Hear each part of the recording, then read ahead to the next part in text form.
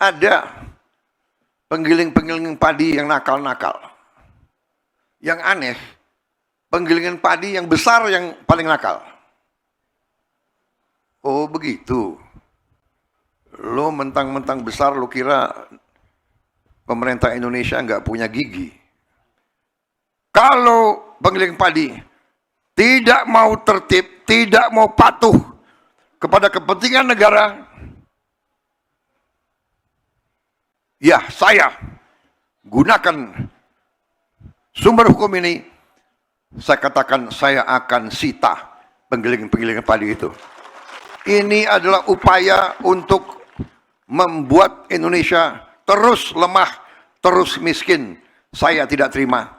Saya disumpah di depan rakyat untuk memegang teguh Undang-Undang Dasar dan menjalankan segala perundang-undangan dan peraturan yang berlaku. Saya perintahkan Kapolri dan Jaksa Agung usut, tindak.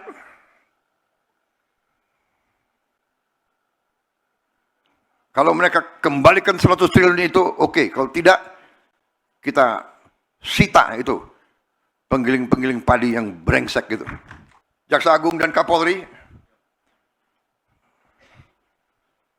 saya yakin saudara setia kepada bangsa dan rakyat Indonesia. Saya yakin kau setia kepada kedaulatan bangsa Indonesia. Usut, tindak.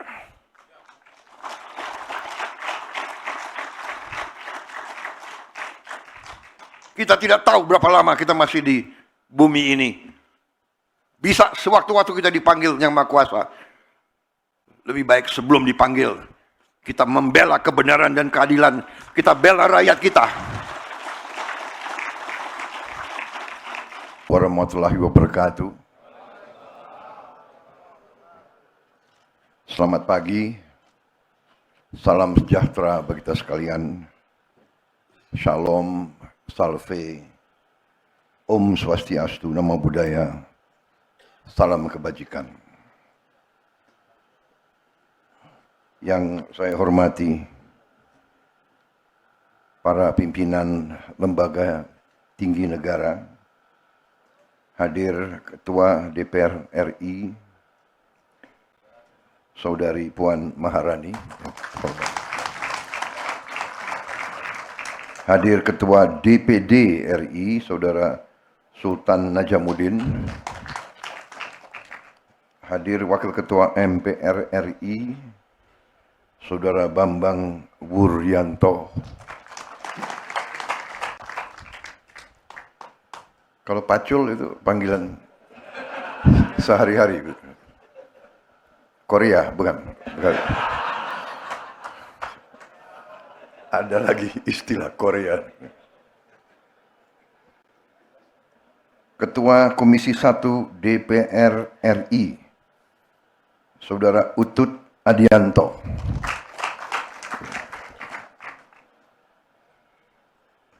Ketua Komisi 4 DPR RI, Saudari Titi Soeharto.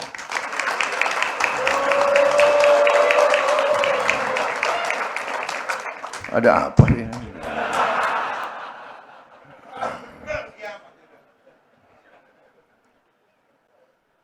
Menko Pangan sebagai Ketua Satgas Nasional Percepatan Pembangunan Koperasi Merah Putih, Saudara Zulkifli Hasan. Menteri Koperasi, Saudara Budi Ari Setiadi dan seluruh tim yang bertugas. Para menteri, wakil menteri, para kepala badan, Jaksa Agung, Panglima TNI, Kapolri, serta para pejabat Kabinet Merah Putih yang hadir. Gubernur Jawa Tengah, Komisaris Jenderal Polisi Purnawirawan Ahmad Lutfi, beserta Forkopimda Provinsi Jawa Tengah yang hadir. Saya lihat tadi Panglima di Ponorogo hadir, Kapolda, para pejabat sekalian yang saya hormati, Bupati Klaten, Saudara Hamenang Wajar Ismoyo. Terima kasih. Ketua Dewan Koperasi Indonesia di Kopin Pusat, Saudara Bambang Haryadi. Ya. Para kepala daerah, wali kota dan bupati yang hadir secara langsung maupun melalui video conference yang saya hormati dan yang saya banggakan. Terima kasih kehadiran saudara-saudara. Oh, ada juga.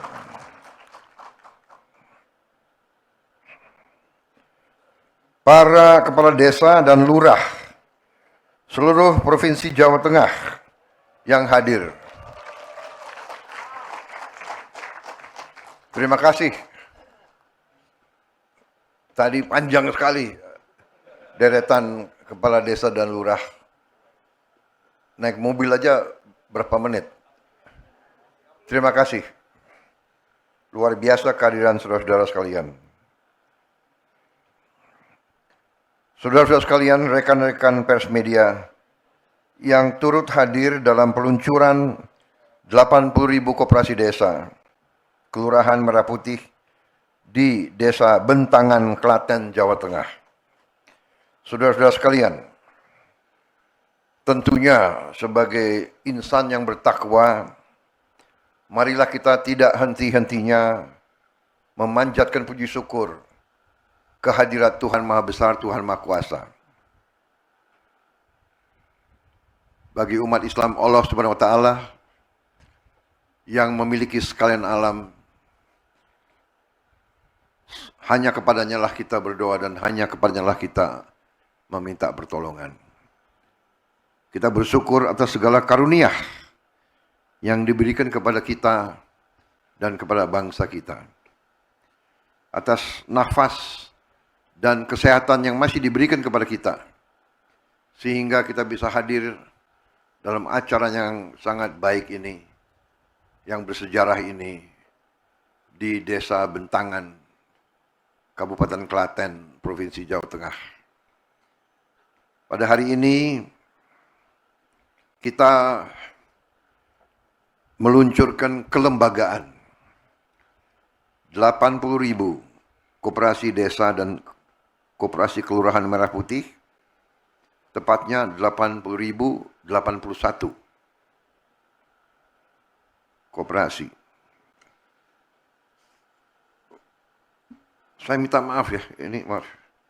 Banyak tokoh yang saya belum sapa. Keliwatan tadi, menteri-menteri sudah ya. Banyak sekali nama-namanya, tapi saya lihat masih banyak tokoh seperti Pak Khairul Tanjung hadir di sini. Beliau mantan Menko, ya, salah satu pengusaha terkemuka di Indonesia, ini kehormatan besar.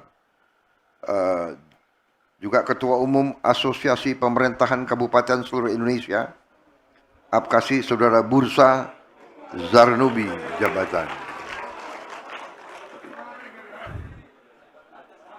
Yang juga Bupati ya, Pagar Alam ya. Lahat. Di sini hadir juga dirut-dirut penting, dirut PT Pertamina, ada dirutnya hadir, ya, Pak Simon Mantiri, ya. Dirut Kimia Farma, Saudara Jagat Prakasa Dwi Alam, Dirut PT Telkomsel Indonesia, Ibu Dian Siswarini, Dirut PT Pos Indonesia, Saudara Endi Abdurrahman, PT Perkebunan Nusantara 3, Saudara Denaldi Mulino Mauna, Dirut PT Agrinas Pangan Nusantara, Saudara Mota. Ada di mana dia? Oh, ada. Ini sekalian absen.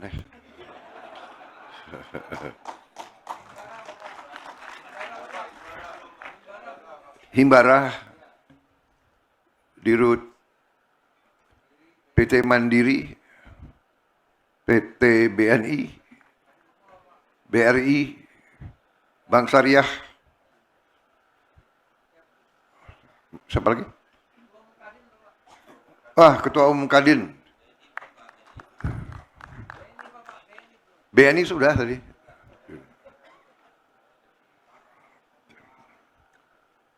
Baik, saudara-saudara, minta maaf tadi lompat. Jadi saudara-saudara, hari ini adalah memang hari yang bersejarah. Kita mulai suatu usaha besar. Ya. Jadi kita sudah mengerti bahwa konsep koperasi adalah konsep orang yang lemah. Konsep koperasi adalah konsep untuk mereka yang lemah. Yang kuat tidak mau berurusan dengan koperasi. Yang kuat tidak mau menjadi anggota koperasi pun tidak mau. Kalau sudah kuat, sudah kaya, sudah punya akses kemana-mana, dia bikin itu PT. Ya, dia bikin holding, dia bikin incorporated, dia bikin limited liability company, dia bikin corporation dan bla bla bla. Koperasi adalah alatnya orang lemah. Alatnya bangsa yang lemah. Tapi konsepnya sederhana. Sama dengan konsep lidi. Satu lidi lemah, tidak kuat. Tidak ada artinya satu lidi.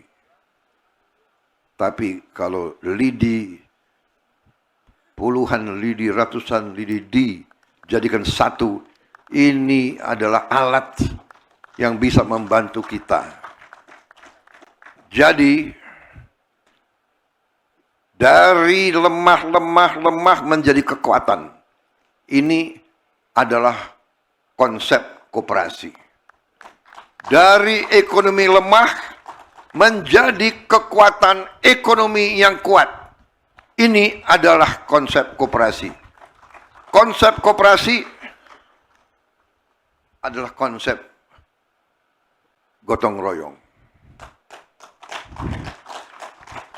Kalau saya sebut gotong royong, yang paling keras tepuk tangan kawan-kawan PDIP. Gotong royong adalah milik bangsa Indonesia.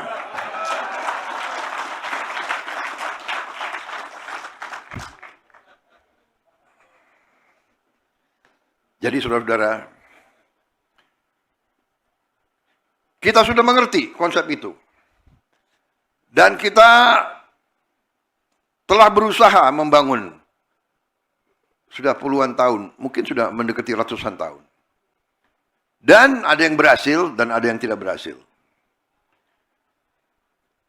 Gerakan-gerakan seperti ini tidak disukai oleh kapitalis besar. Pemodal besar tidak suka. Jadi dalam pengertian mereka, tidak semua tentunya ya, bahwa dianggap bisa saingan.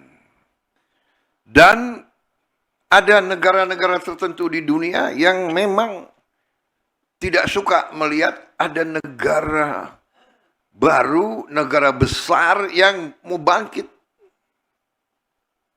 Ini adalah masalah manusia, masalah geopolitik, masalah hegemoni. Bangsa-bangsa sudah ribuan tahun secara alamiah hasrat dorongannya adalah untuk hegemoni, untuk berkuasa, untuk berkuasa secara mutlak. Ini sejarah manusiawi. Karena itu, koperasi sebagai alatnya pihak yang lemah, yang merubah kelemahan menjadi kekuatan, selalu dianggap sarana untuk berdaulat, sarana untuk kemerdekaan yang sejati.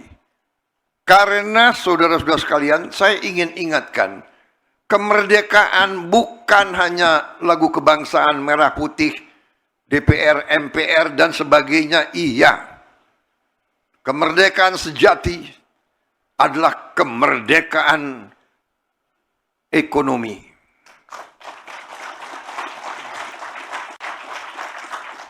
Kita punya semua bentuk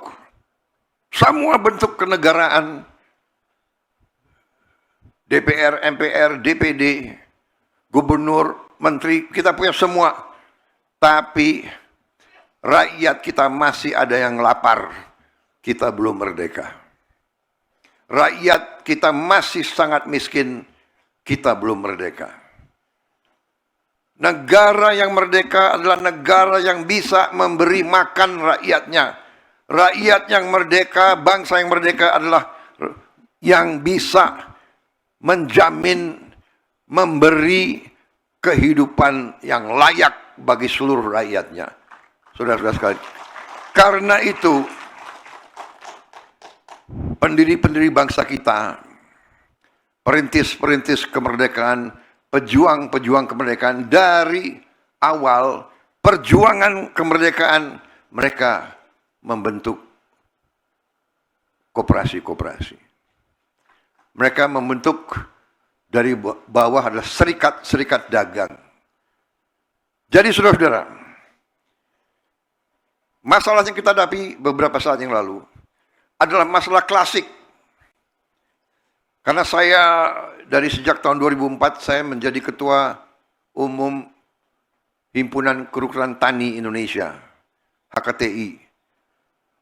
Berjuang bersama KTNA. Saya pun pembina KTNA. Masalahnya adalah klasik. Sering kita mendengar laporan, Pak, saya di desa saya barusan panen mangga yang terbaik di Indonesia. Tapi 4-5 hari tidak ada truk, tidak ada yang bisa ngangkut. Akhirnya mangga yang terbaik busuk. Ini sudah puluhan tahun. Kemudian kita hadapi macam-macam kendala, macam-macam permainan. Pupuk yang disubsidi oleh rakyat, yang disubsidi oleh negara, APBN, langka, tidak sampai ke petani. Peraturannya ada 145 peraturan. Ada belasan tanda tangan yang diperlukan untuk dari pabrik ke petani. Kemudian tiap panen yang berhasil, harga untuk petani jatuh. Dari dulu. Kenapa? Karena para petani kita, mereka uangnya sangat sedikit. Nunggu panen, anaknya harus sekolah. Nunggu panen, ada keluarganya yang sakit. Nunggu panen, dia harus keluarkan biaya ini, biaya itu. Dia pinjam uang. Dia pinjam uang susah. Di desa nggak ada yang minjemin uang. Kecuali rentenir. Yang bayarnya adalah per hari bunganya. Kemudian datang lagi orang-orang. Karena tahu para petani susah uang. Jauh sebelum panen dia sudah beli. dengan harga yang sudah jatuh. Ini turun-temurun. Menurut saya tidak puluhan tahun, ratusan tahun. Ini harus kita potong. Dan kita potong harus dengan langkah yang besar. Bangsa kita besar. Kita harus berpikir besar dan kita harus berani ambil tindakan yang besar. Dengan istilah Pak Bambang Pacul itu adalah harus bonek. Benar Pak Korea? Berani dulu. Berani, benar, akan berhasil. Tapi harus berani dulu. Jadi saudara-saudara, beberapa bulan yang lalu, 2 bulan yang lalu ya? 3. 2,5 bulan yang lalu, saya dapat laporan. Pak, harga dasar gabah ya kering giling sudah bagus. 6.500. Ada yang bandel-bandel, ya. Ada yang bandel-bandel, tapi kita tertibkan. Kita tertibkan dengan apa? Kita tertibkan dengan Undang-Undang Dasar 1945, khususnya pasal 33. Jadi saudara-saudara, waktu saya dapat laporan, ada penggiling-penggiling padi yang nakal-nakal. Yang aneh, penggilingan padi yang besar yang paling nakal. Oh begitu. Lo mentang-mentang besar, lo kira pemerintah Indonesia nggak punya gigi. Aku buka Undang-Undang Dasar 1945 pasal 33. Cabang-cabang produksi yang penting bagi negara dan yang menguasai hajat hidup orang banyak dikuasai oleh negara. Saya tanya pendapat Mahkamah Agung. Hakim Agung dengan semua ketua mahkamahnya, dengan semua hakim agung saya tanya. Undang-Undang Dasar 1945, apakah ini sumber hukum tertinggi di Indonesia? Ketua Mahkamah Agung dan semua hakim agung membenarkan sumber hukum yang tertinggi. Kemudian saya tanya, pasal 33 dan ayat-ayatnya dan pasal-pasal lain perlu ditafsirkan atau tidak? Atau bahasa Indonesianya jelas? Dikatakan mereka jelas. Jadi saya tanya kepada semua penasihat saya. Saya tanya, apakah beras, apakah penggiling padi adalah cabang produksi yang penting bagi negara dan yang menguasai hajat hidup orang banyak? Apakah beras itu mempengaruhi hajat hidup orang banyak atau tidak? Oh iya, beras. Kalau nggak makan bagaimana? Jadi menguasai hajat hidup orang banyak. Berarti penggiling padi adalah cabang produksi yang penting bagi negara dan yang menguasai hajat hidup orang banyak. Kalau penggiling padi tidak mau tertib, tidak mau patuh kepada kepentingan negara, ya saya gunakan sumber hukum ini, saya katakan saya akan sita penggilingan padi itu. Saya akan sita dan akan saya serahkan kepada koperasi untuk dijalankan. Dan saya tidak salah, saya benar, karena mereka mencari keuntungan yang luar biasa. Saya dapat laporan satu penggilingan padi untung tiap panen 2 triliun per bulan. 2 triliun per bulan. Sudah kita terpikirkan, begitu saya keluarkan niat ini, harga langsung naik lagi. Mereka langsung beli 6.500. Oke, berhasil. Dapat laporan lagi, Pak. Harga 6.500 sudah, Pak. Harga dasar. Tapi jualnya permainan lagi. Beras biasa dibungkus, dikasih stempel beras premium, dijual Rp5.000 di atas harga eceran tertinggi. Saudara-saudara, ini kan penipuan. Ini adalah pidana. Saya minta Jaksa Agung sama Kapolri usut dan tindak. Ini pidana.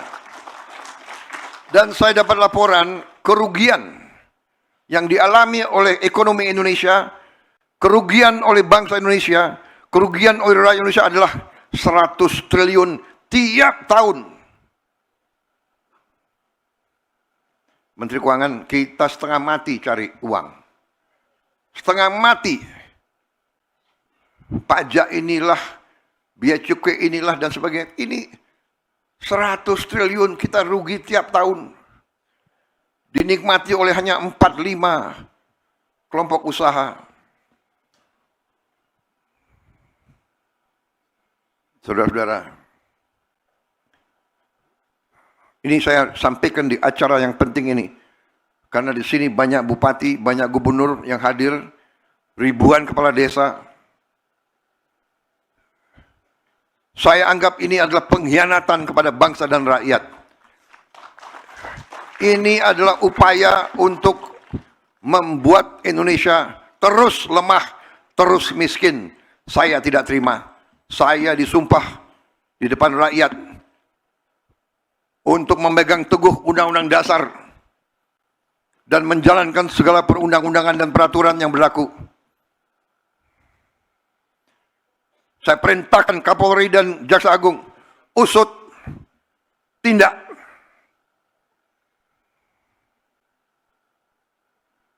Kalau mereka kembalikan 100 triliun itu, oke. Kalau tidak, kita sita itu penggiling-penggiling padi yang brengsek gitu.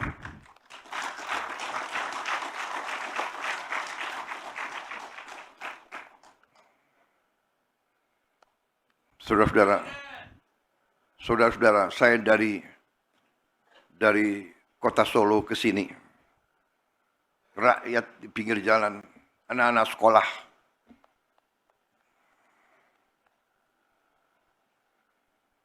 mereka teriak, "Pak, kami belum terima makan bergizi gratis. Pak, kapan?" Saya lihat mata-mata mereka. Ini rakyat Indonesia.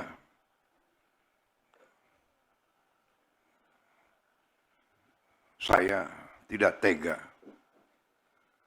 Baru hari ini 6,7 juta yang dapat makan bergizi. Anak-anak teriak. Kita nggak mampu memberi lebih cepat.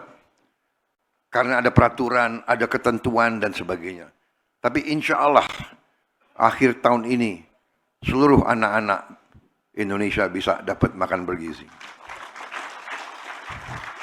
Tapi yang ingin saya sampaikan adalah pengusaha-pengusaha yang serakah. Kita perlu pengusaha. Saya pengusaha sebelum saya masuk politik. Tapi ini sudah bukan pengusaha yang benar.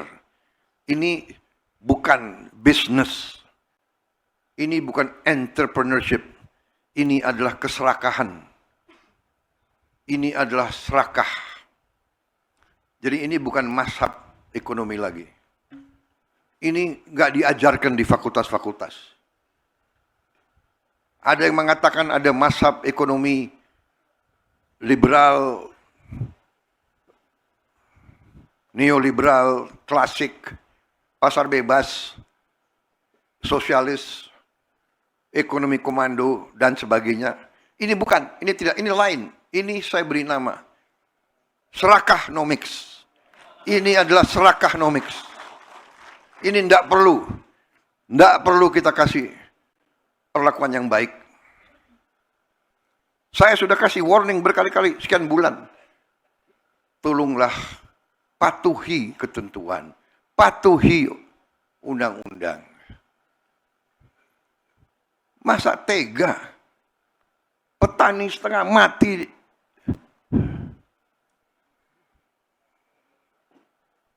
Rakyat kita masih banyak yang susah.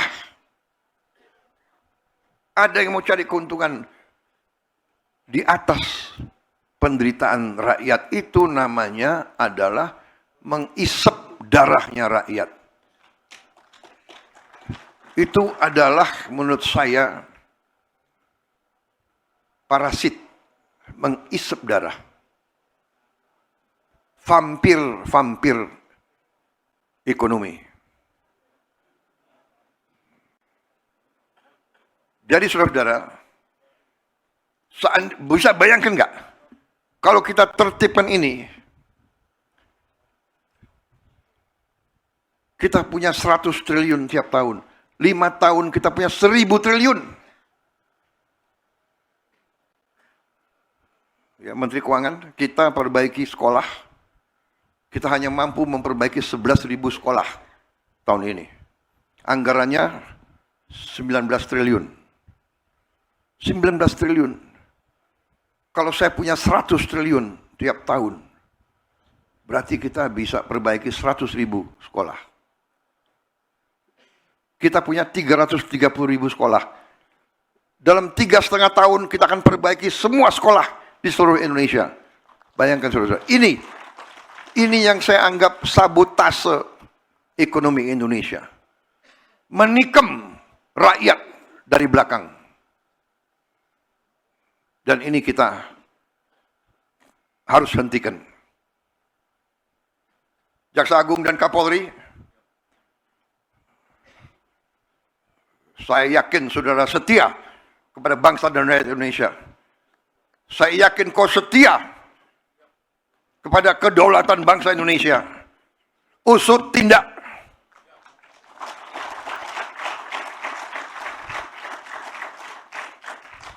Kita tidak tahu berapa lama kita masih di bumi ini. Bisa sewaktu-waktu kita dipanggil Yang Maha Kuasa. Lebih baik sebelum dipanggil, kita membela kebenaran dan keadilan. Kita bela rakyat kita.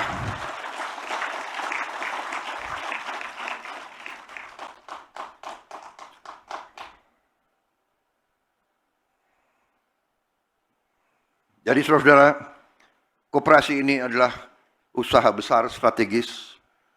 Waktu dapat laporan-laporan semacam ini, jalan keluarnya apa?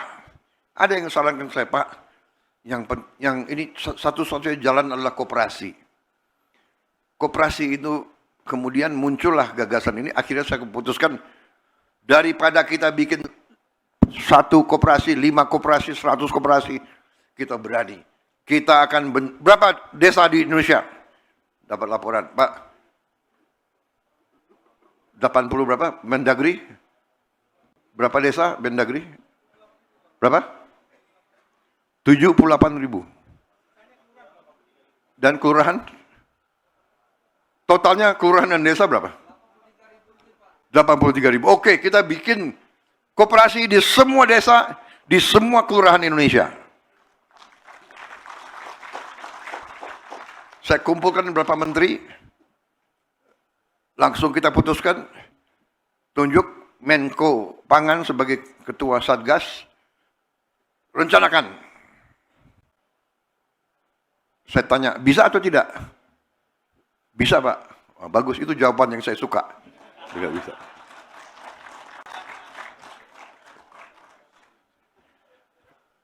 Kalau jawabannya tidak bisa, Pak, waduh, ini gimana ini?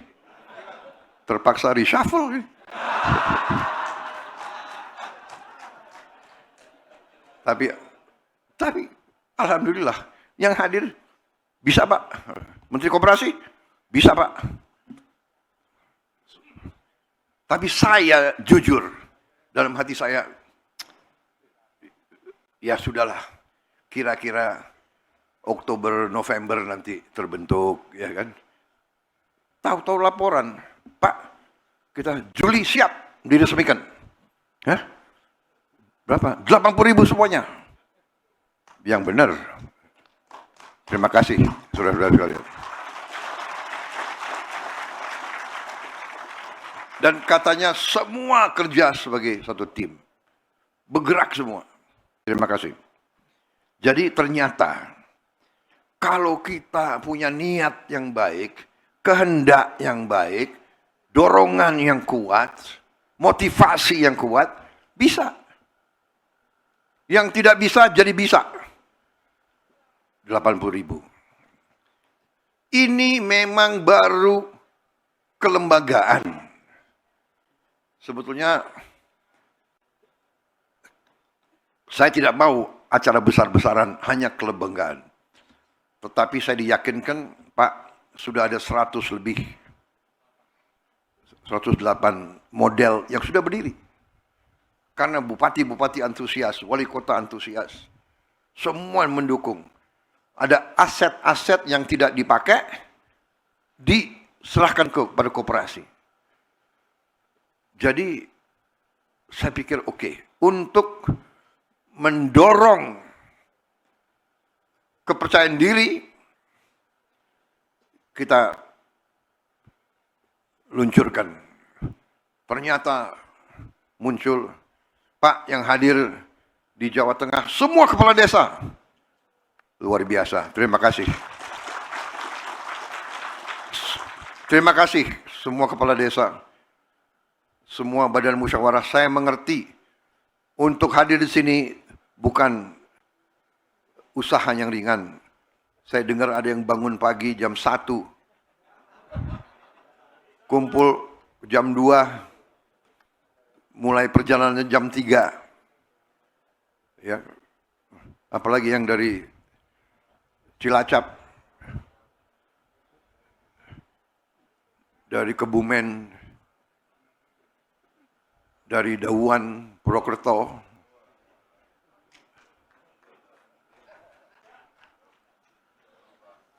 Saya terima kasih. Saya sebetulnya tidak mengharapkan. Lain kali kita pakai teknologi. Saya kira video ini apa? Daring ya. Daring apa sih singkatannya itu? Pak Bambang, Pacul. Hah? Apa ada? Hah? Nggak tahu ya? Anda wakil ketua MPR? Hah? Oh, dalam jaringan. Ya, daring. Jangan kau wakil ketua MPR, aku presiden aja nggak tahu. Daring. Apa yang daring? Dalam jaringan. Oh. Online. Dalam jaringan. Jadi kalau wakil ketua MPR nggak tahu, presiden aja nggak tahu singkatannya itu. Bedanya presiden punya banyak orang pinter untuk bantu.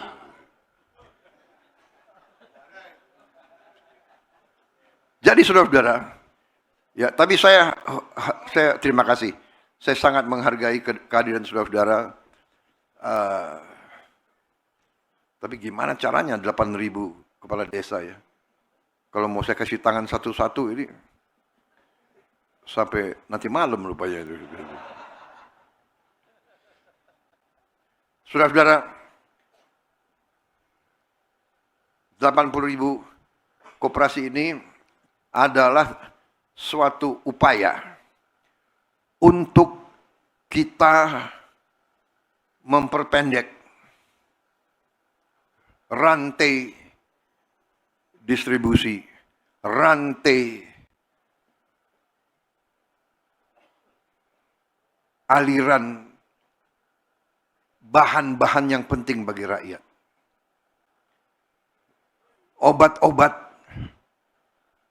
yang penting bagi rakyat, rakyat kecil, rakyat yang ekonominya masih lemah, mereka harus punya akses kepada obat-obat penting dalam harga terjangkau Dan untuk itu, terima kasih Kementerian Pertahanan dengan inisiatif mereka bentuk lembaga farmasi pertahanan membuat obat generik dengan harga murah.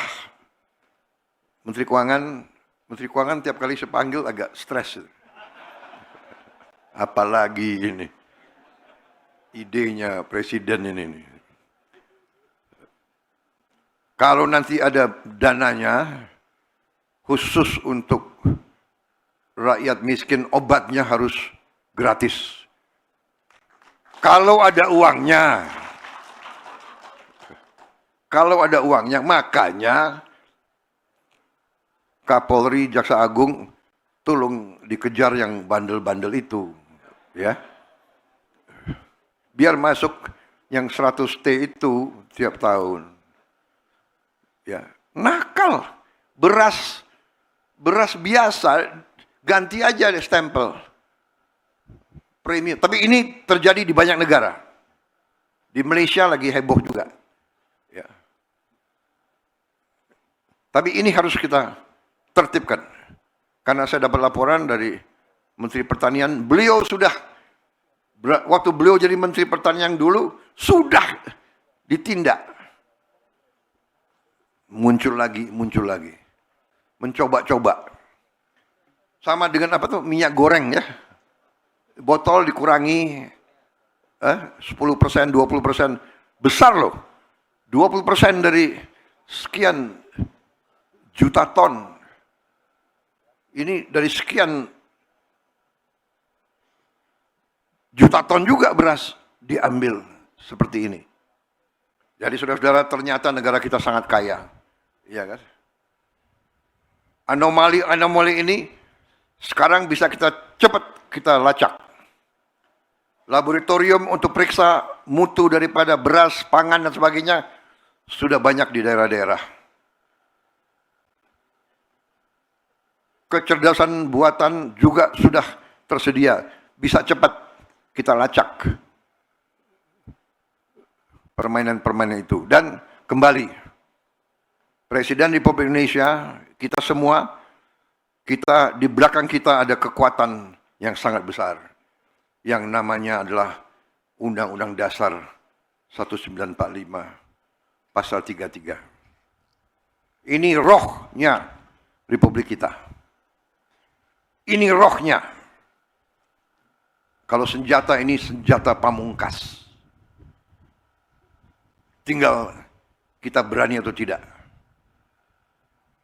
Tinggal Presiden Republik Indonesia yang kalian pilih, tinggal Presiden Republik Indonesia berani atau tidak. Kalau saudara di belakang saya berani.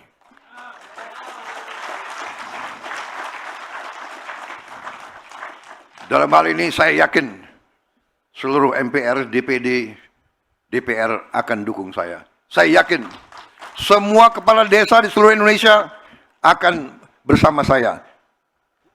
Mari kita tegakkan kebenaran dan keadilan. Kita tegakkan kepentingan bangsa dan rakyat di atas segala kepentingan lain. Jangan kita lihat partai, kelompok, jangan. Hanya di dada kita hanya merah putih.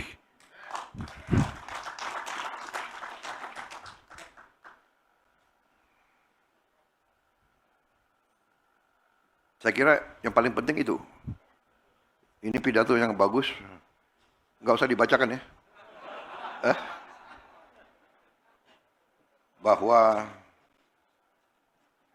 pada hari ulang tahun koperasi dibangun mulai 1844 dari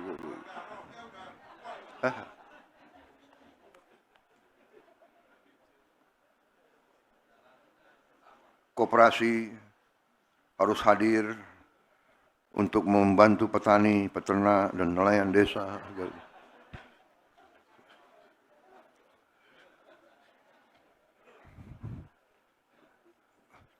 Saya takut nanti dilempar sepatu.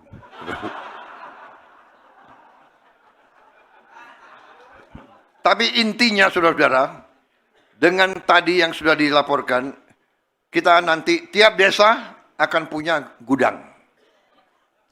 Jadi hasil kalau belum mampu dijual, simpan.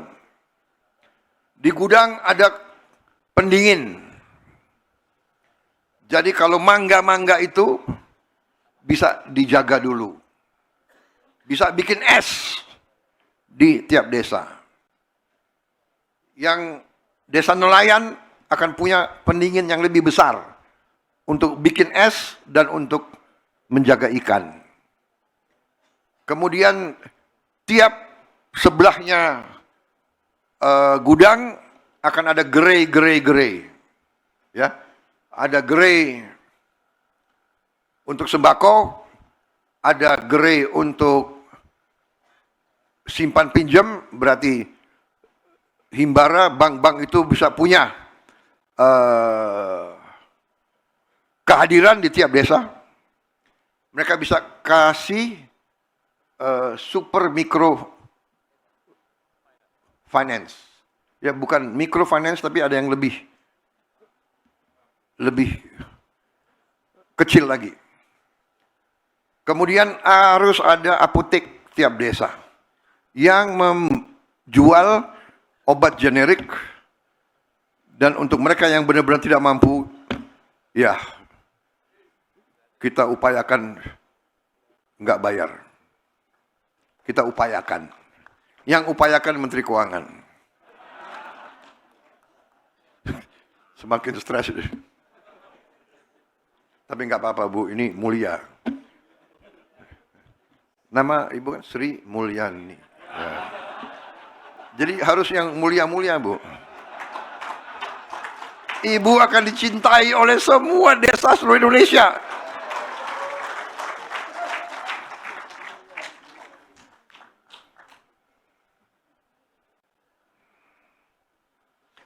Biar yang galak presidennya aja, ya. Ya kalau yang mereka harus digalakin tuh. Jadi saudara, dananya dari mana? Dananya sudah tersedia. Karena dananya untuk desa ada 1 miliar 1 tahun. Ya, dan sudah berjalan 10 tahun.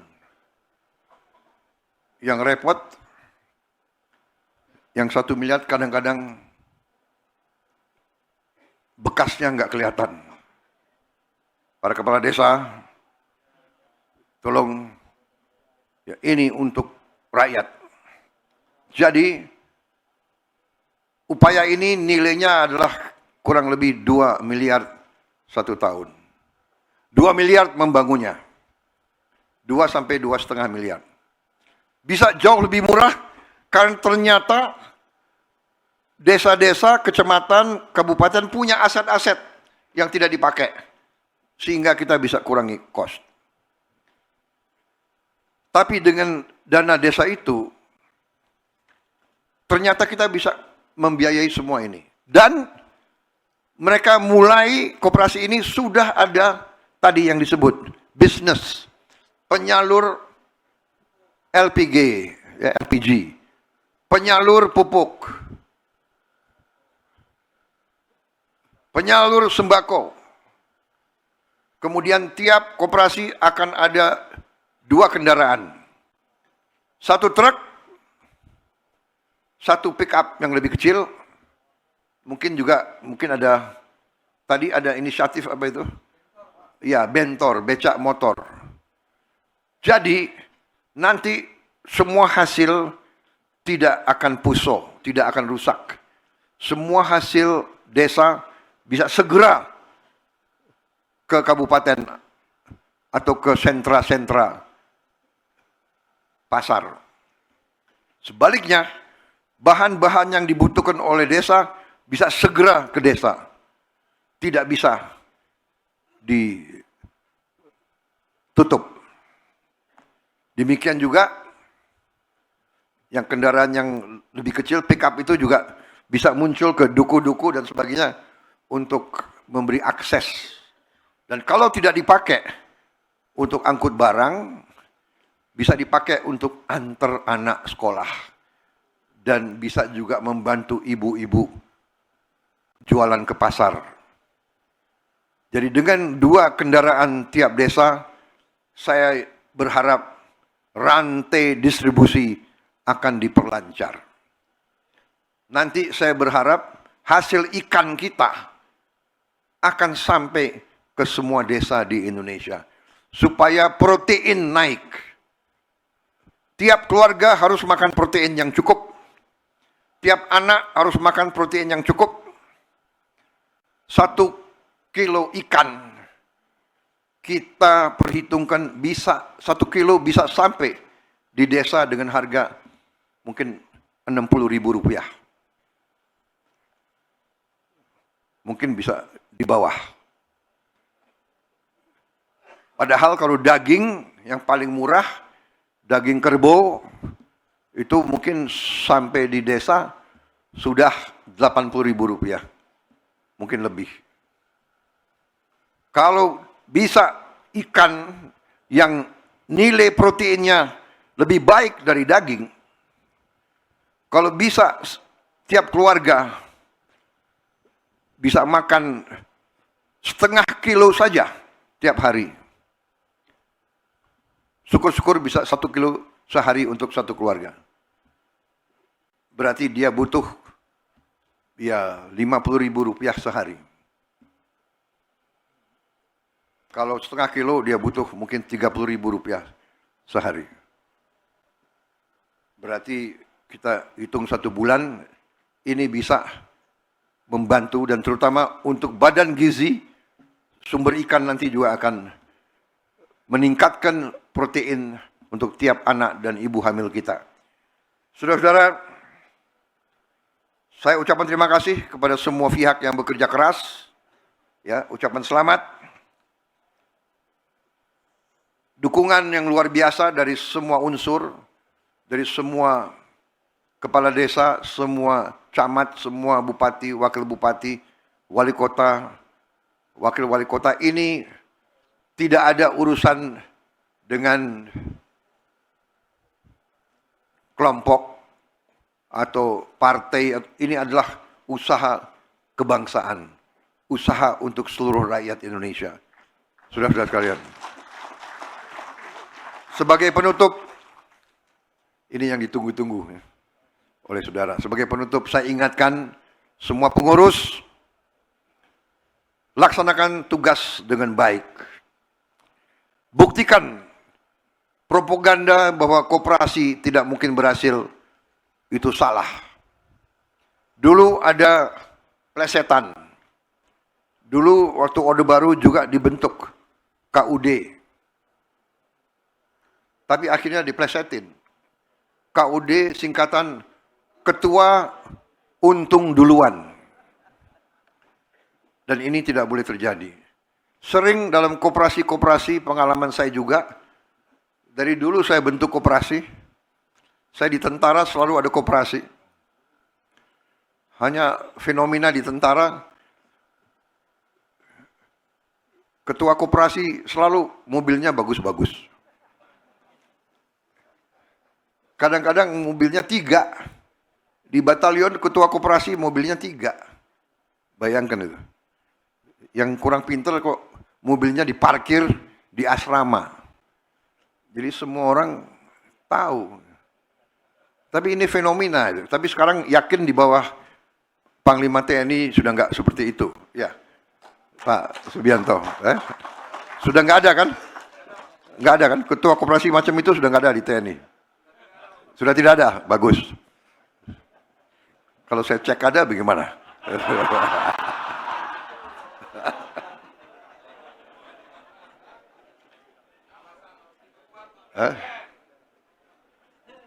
Baik, saya mau tutup. Saya mau cerita soal ketua koperasi, boleh ya? Penutup nih. Ini kejadian benar loh.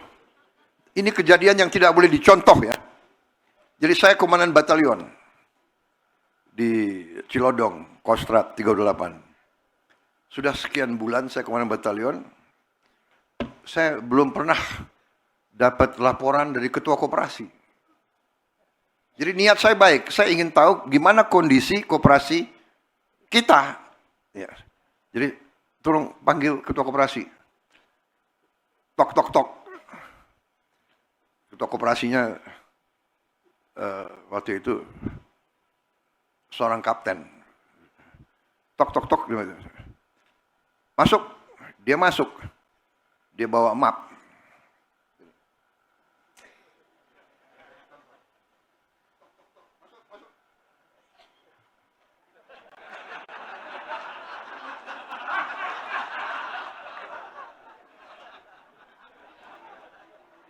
Loh, kok dia gemeteran gitu loh.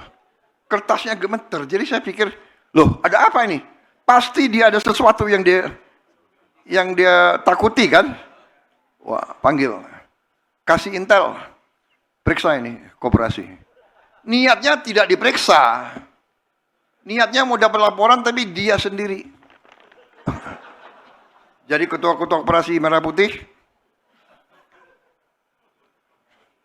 kalau dipanggil itu untuk dapat laporan yang baik. Tapi saya yakin sekarang tidak ada.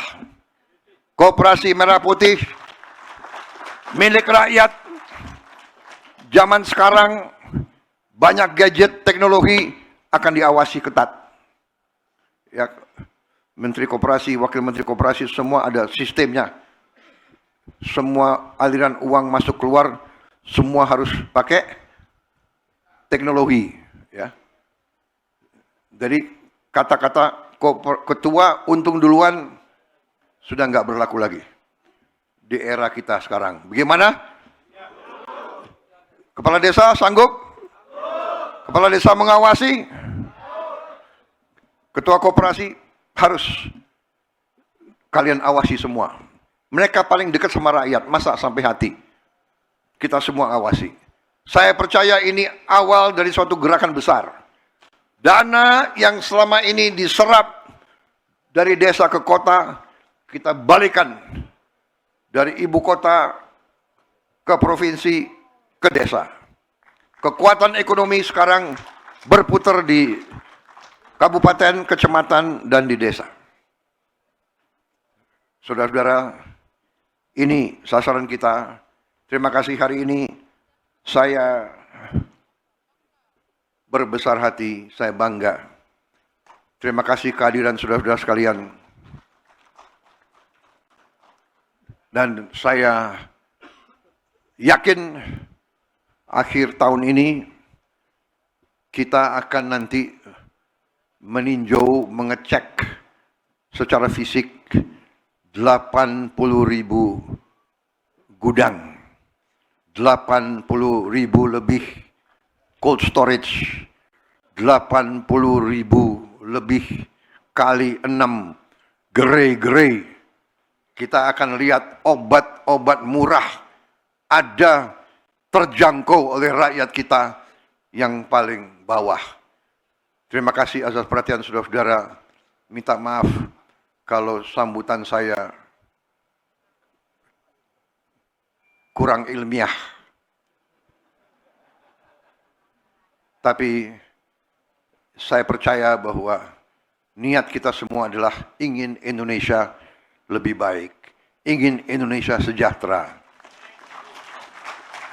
Ingin Indonesia sungguh-sungguh merdeka. Ingin Indonesia bangkit, berdiri di atas kaki kita sendiri. Itu semboyan proklamator kita, pendiri bangsa kita, Bung Karno.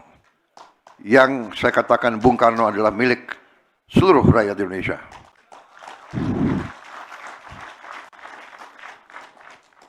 Nuhun sewu Mbak Puan.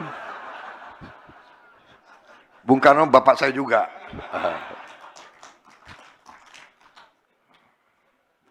Mungkin kalau dipotong ini, yang keluar marahin juga ini.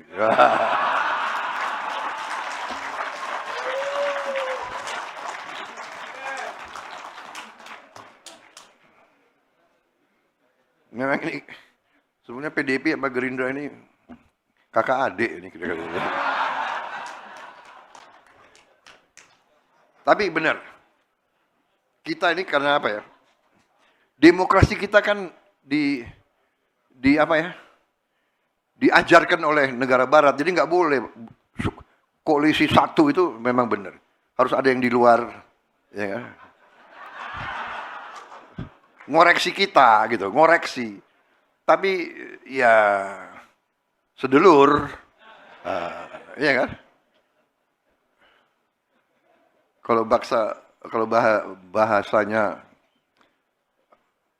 bahasanya itu siapa namanya? Jaksa Agung Hopeng. Bahasanya Pak Utut, gimana? Hopeng. Gimana, Bang? Karena suhunya sama. Wassalamualaikum warahmatullahi wabarakatuh. Waalaikumsalam warahmatullahi wabarakatuh.